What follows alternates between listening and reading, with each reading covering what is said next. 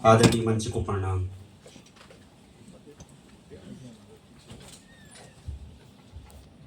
मेरे को तो 2-3 दिन पहले ही पता चला कि ये सेवाएं में मुझे आपका सहयोगी बनना है, और पिछले 10-15 दिन से जो शिक्षा का यह प्रकल्प है, इसमें विद्यालयों को कैसे जोड़ा जाए इसका अभ्यास मैं भी कर रहा हूँ।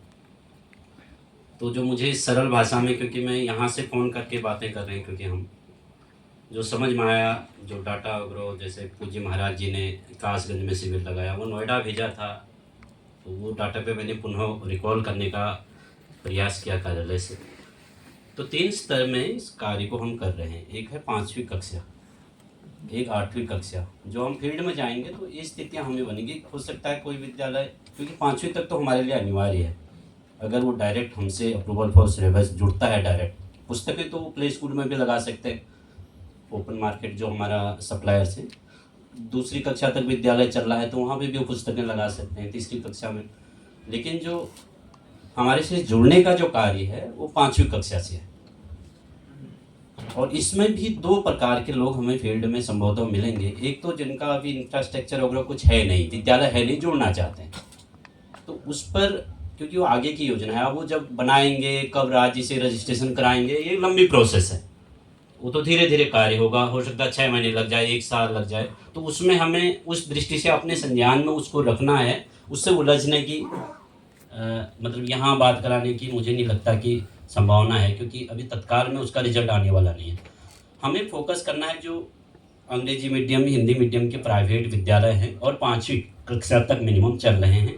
तो उसके लिए क्या करें, जो हमें विद्यालय 5वीं कक्षा तक चलता हुआ मिलता है, तो उसके लिए कुछ ज़्यादा नहीं है। ऑनलाइन जा सकते हैं तो ठीक है, नहीं तो हमारा कार्यालय है ही, उनको भी मदद की जा सकती है कि फॉर्म भरना ही नहीं आ रहा है, कैसे प्रक्रिया कैसे करें। तो डायरेक्ट उनको एक फॉर्म हम भेजेंगे, एक 10 रुपये का नोटरी स्टैम्प पेपर है, और इसके साथ 5100 रुपये की जो है मान्यता की फीस जो हम रखे हैं, अप्रूवल फी, उसका हम, वो भी कोई डीडी वगैरह बनाने की जरूरत नहीं, डायरेक्ट फ़ोन पे से हमें ट्रांजैक्शन स्लिप दे दें, इतना ही काम है। और वो सीधे आप करवा के हमें व्हाट्सअप कर देंगे। व्हाट्सअप ग्रुप से भी मैं जुड़ने का प्रयास करूंगा आप सबको, और मेल आईडी भी जारी करेंगे, 1-2 दिन में आपको दे दी जाएगी। ये तो 5वीं तक हो गया। अब विद्यालय वो कहेगा 8वीं तक दे दीजिए, तो 8वीं तक डायरेक्ट हम दे नहीं सकते, जैसे संवाद चल रहा है, क्योंकि वो राज्य में रजिस्ट्रेशन अनिवार्य है 8वीं तक के लिए। पहले राज्य में रजिस्ट्रेशन कराएं, 5वीं तक हम दे देंगे। 8वीं तक विद्यालय चल रहा है तो उसको हम डायरेक्ट इधर अप्रूवल फॉर सिलेबस दे सकते हैं। 8वीं विद्यालय प्राइवेट चल रहा है तो आप कुछ नहीं, 4 कागज चाहिए, 5100 रुपये की रसीद और एक 10 रुपये का नोटरी, एक फॉर्म भराएंगे, जुड़ जाइए हमसे। इसमें हमें ध्यान रखने की ये चीज़ है कि लोगों के विद्यालय संचालकों के अंदर एक ऐसा भय आ रहा है कि हमारा मान्यता तो वहाँ से तो ख़त्म नहीं हो जाएगी। ये मैंने कॉलिंग के दौरान ये चीज़ें अनुभव की हैं कि फोन, वो सोचते हैं कि अगर हमने 8वीं तक या 5वीं तक हरिद्वार से जुड़ गए तो मेरी वहाँ की मान्यता तो रद्द नहीं हो जाएगी। तो उनको हमें प्रेम पूर्वक समझाना है कि वहाँ की मान्यता यथावत है, कुछ नहीं है, वहाँ आपका चलता रहेगा, राज्य का रजिस्ट्रेशन डिलीट नहीं हो रहा है। यहाँ प्लस हो रहा है कि आप सेंट्रल बोर्ड से जुड़ जाएंगे। अगर हिंदी मीडियम में चला रहे हैं तो आप उनको इंग्लिश मीडियम के लिए भी प्रेरित कर सकते हैं, क्योंकि हम एक से ही अंग्रेजी पढ़ा रहे हैं, दोनों ऑप्शन है। और वो कहें कि हिंदी मीडियम पढ़ाना है तो कोई दिक्कत ही नहीं है, दोनों मीडियम में वो हमसे जुड़ सकते हैं। हो सकता है फिर बाहर से लिखेंगे अपने विद्यालय बोर्ड पर भारतीय शिक्षा बोर्ड से एसोसिएटेड मान्यता प्राप्त आदि लिख सकते हैं स्कूल में। ये तो 8वीं तक का ये है, डायरेक्ट वो इधर। अब दूसरा विषय आएगा कि 8वीं तक उनका, वो अभी ऐसे भी लोग आ रहे हैं विद्यालय संचालक जो कह रहे हैं हमने तो 8वीं तक राज्य से मान्यता ली है, हाँ आप हमें 9वीं 10वीं का दो, 12वीं का दो, ऐसे स्वाभाविक तरीके से आपके बीच में आएंगे। एक तो उनसे निवेदन करना है, क्योंकि भारतीय शिक्षा बोर्ड है तो इसका मुख्य प्रयोजन ही है कि जो बच्चों का मानस बनता है, जो हम चाहते हैं वो नीचे से बनेगा। तो नीचे से आप जुड़ जाइए और ऊपर तक हम आपको अगले साल जोड़ देंगे। एक ऑप्शन ये है, आप यहाँ इस साल 5100 की बात है और पूरी छोटी सी कार्रवाई है, 1 साल इसका अनुभव कीजिए और यहाँ से अप्रूवल लेकर आप हायर एजुकेशन के लिए अगले साल तो तुरंत हो जाएगा काम। ऑलरेडी आप हम अपग्रेड कर देंगे, हम 8वीं तक तो आप हमसे जोड़े ही हो। और वो नहीं मानते हैं, तो आप 10वीं तक के लिए अप्लाई कर लीजिए। तो 10वीं के लिए अप्लाई जब वो करेंगे, एक तो जिला बेसिक शिक्षा अधिकारी और निर्देशक जो राज्य के हैं उनको मेल करेंगे, क्योंकि डॉक्यूमेंट आपको दे देंगे। आप यहाँ पर एक अलग स्थितियाँ हैं। अब 10वीं तक विद्यालय चल रहा है भारतीय शिक्षा बोर्ड से, अब वो आपके समझ ये कागज़ है, सारे डॉक्यूमेंट देंगे, फायर कागज़, ये कागज़। मुझे वो कागज़ तो चाहिए ही, लेकिन हमारे को ये विश्वास आना है कि हाँ वो हमसे जुड़ेगा, क्योंकि कागज़ इधर भेज दिए फिर आगे वो प्रोसेस किए नहीं। तो मेरे लिए कब यह मेरा अंदर यह विश्वास कम बनता है कि ये जुड़ेगा ही जुड़ेगा, जब वो एनओसी के लिए अप्लाई करे। क्योंकि जब तक एनओसी के लिए वो अप्लाई नहीं करेगा तब तक वो डॉक्यूमेंट मेरे लिए कुछ काम के नहीं। तो हमें उनसे निवेदन करना है, आप वहाँ एनओसी के लिए अप्लाई कीजिए, जो विद्यालय चल रहा है, चाहे वो 10वीं तक चल रहा है या ग्रेड करना चाहते हैं, 8वीं से 10वीं करना चाहते हैं, वहाँ पे भी उनको राज्य में एनओसी के लिए अप्लाई करना पड़ता है। एनओसी के लिए अप्लाई किया, हमको अप्लाई किया, और हमारे को जो डॉक्यूमेंट भेजे उनके साथ जो एनओसी की कॉपी भी लगाई, तब हमारा कॉन्फिडेंस बढ़ा, हाँ ये गंभीर है। अब जाके यहाँ पर एक स्थिति बन गई है, क्या आप हमें रिजेक्ट तो नहीं कर दोगे?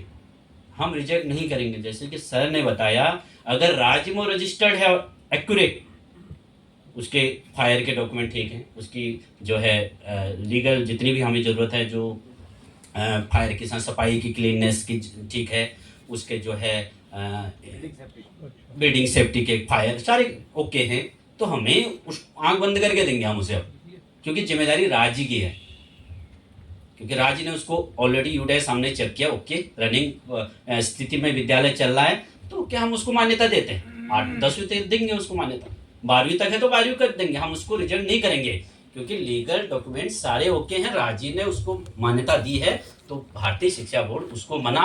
वहाँ पर हम ये नहीं चेक करेंगे कि तुम्हारे रूम का साइज क्या है, तुम्हारा कंप्यूटर लैब ठीक है नहीं है, केमिस्ट्री लैब ठीक है, वो हमें देखने, वो सब राज्य ने एक्यूरेट देखें, तो उस बेस पर कि राज्य ने उसको पूरी मान्यता दी है, तो उसको स्वतः ही भारतीय शिक्षा बोर्ड मान्यता दे देगा।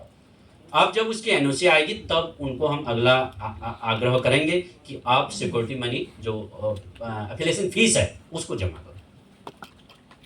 तो उधर से एनओसी की जवाबदारी अब तो निश्चित कर ली है, क्योंकि पहले तो ये था कि वो अटका दे रहा है, वहाँ कहीं पर घूस के चक्कर में जबरदस्ती, ऐसी भी स्थितियाँ मेरे पर कानून पे आवाज़ आई हैं कि वो आपको एनओसी तभी देंगे 1 लाख रुपए दक्षिणा दो। तो वो स्थिति जहाँ बन रही है, तो वहाँ के लिए अब हमने नया जो बायलॉज में ऐड हो गया है कि 1 महीने के अंदर रिप्लाई देना पड़ेगा। 1 महीने में वो क्या करेंगे, एक मेल कर देंगे, उसी दिन उन्होंने वो मेल किया, उसके साथ अन्य डॉक्यूमेंट सारे फायर वगैरह हरिद्वार मेल किए या ऑनलाइन पोर्टल पे भरे, उनकी कॉपी लगाई एनओसी की जो अप्लाई की है, और फिर 10 दिन बाद एक रिमाइंडर डाल दिया, सर हमने आपकी फाइल लगाई थी, 15-20 दिन में एक और लगा दिया रिमाइंडर मेल, और 2 मेल हुए, 1 महीने के बाद नहीं दे रहे हो तो हम तो दे ही देंगे। तो ये क्लियर है इसका, इसमें तो किसी को संशय मुझे लगता है, क्योंकि आप सब विद्वान लोग हैं, तो इसमें कोई संशय का विषय है नहीं। नहीं देते हैं जी नहीं, एनओसी तो क्लियरेंस आएगा, फिर क्यों नहीं दे रहे? रिजेक्ट भी कर देते हैं तो रिजेक्ट क्या होगा? रिजेक्ट करने, देखिए वहां पर जब वो एनओसी के लिए अप्लाई कर ले, एक चीज निश्चित हो कि हमारे डॉक्यूमेंट ओके हों, उन्हीं का पहले से झगड़ा चल रहा है, तो वो झगड़ा वो जो लीगली रिजेक्ट नहीं कर सकता अगर उसका सब कुछ ठीक है, क्योंकि व्यक्ति कोर्ट जाएगा। अगर उसका लीगल फायर ठीक है, उसके जो है एग्रीमेंट के पेपर ठीक है, कुछ ना कुछ गड़बड़ होगा तो रोकने का एक ही कारण है, वो आपत्ति लगाएगा, तो उसको क्लियरेंस होगा, बाद में होगा, चीजें हैं, तो वो चीजें होंगी, तो वो आपत्ति निराकरण हो, वो उसका पत्र जारी करेगा, फिर उसको समाधान उसका निकलेगा। लेकिन अब इन्हीं की गड़बड़ है और हमसे कहें कि इसको ठीक कर दो, आप दे दो हमें, तो वो तो हम नहीं कर पाएंगे। तो ये चीजें क्लियर हों कि भाई मैं जो राज्य सरकार के अधीन विद्यालय संचालित कर रहा था, उनके संरक्षण में मेरी कोई आज तक गलती नहीं है, यूडीएस ठीक है, प्रमाण पत्र ठीक है, कागज पत्र जितने भी अपग्रेड उसके बाइल जो आपका फायर का, पानी का, सेफ्टी आदि आदि के सब ओके ठीक है, ट्रस्ट के कागज, सोसाइटी के कागज सब अपडेटेड हैं, तो उस स्थिति में कोई दिक्कत ही नहीं। तो इतना ही इसमें विषय सीखने का है कि हरिद्वार के लिए मैं तो 24 घंटे आप लोगों की सेवा में हुई।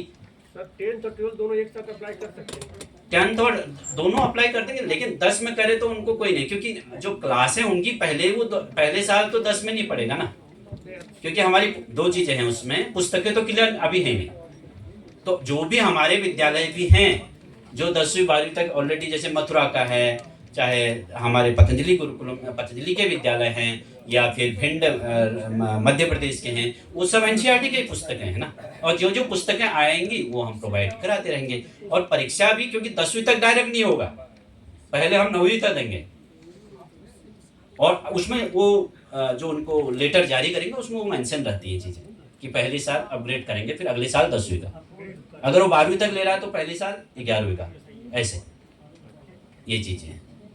तो ये तो विद्यालय का होगा, बस आपको इसमें काम करना है। मैं भी यहाँ से कर रहा हूँ और कोशिश कर रहा हूँ कि अलग अलग पिछले 15 दिनों से मैं भी इसमें देखा हूँ, काम किया हूँ। तो 15 दिन में 15 विद्यालयों को हम जोड़ पाए, उनके यहाँ बैठे ही उनका जो है उनका पैसा जो है, मुख्य तो जो है जब तक सिक्योरिटी मनी आ जाती, पैसा आ जाता है, एप्लीकेशन फीस, तो ये चीज़ है। अब इसमें जो है अगली बात है कि किसी के कार्य का विमोचन, क्योंकि जब से मैं पतंजलि में हूँ मेरे भाग्य पे तो संख्या बढ़ाना ही है। मैं याद कर रहा हूँ 2009 में मैं आया था, 11 में आया था, तब दिल्ली रामलीला मैदान में संख्या बढ़ानी थी। तो उसके बाद योग प्रचारक आया तो योग प्रचारक में कक्षाएं बढ़ानी थी। फिर उसके बाद दुकान बिजनेस में लगे तो ग्रामीण आरोग्य केंद्र बढ़ाना था। और अब ये स्कूल का काम अचानक मेरे को 2 दिन पहले पता चल रहा है, अब स्कूल बढ़ाने हैं।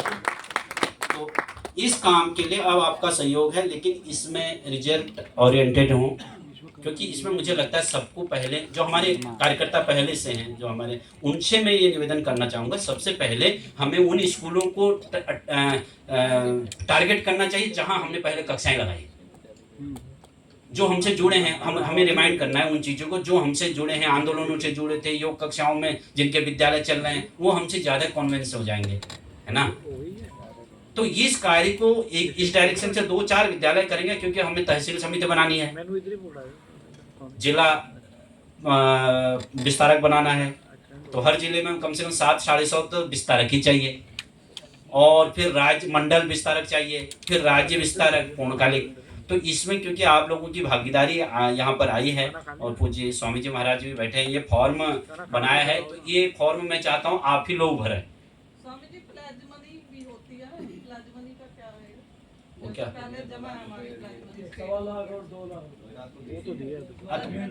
वो तो अब एनओसी जब जारी होगा तो आपको वापस लौटाएंगे ना, अगर कुछ हिसाब किताब है तो। सर वापस वो नहीं, वो तो फीस होगी आपकी मानता जाने की हाँ,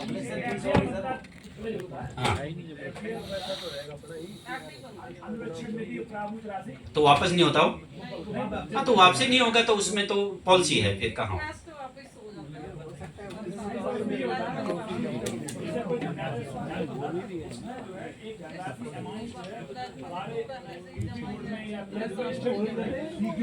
सिक्योरिटी मनी नहीं, तो सिक्योरिटी मनी वापसी का पॉलिसी है। नहीं ऐसा है। हाँ, तो सिक्योरिटी तो जल्दी गई ना। 5 साल बाद उसको वापस कर लो, फिर जमा कर दो, उसका ब्याज दे लो, ब्याज खाते में आता है। वो तो पॉलिसी, राज्य की जो पॉलिसियां हैं। वैसे मैं एक बात बताऊं, जो भी पतंजलि की जो क्राइटेरिया है एफिलिएशन आदि की, वो सीबीएसई से कम 20-25% कम है, जमीन में भी, इंफ्रास्ट्रक्चर में भी, और जो एफिलिएशन फीस है वो कम है सीबीएसई से।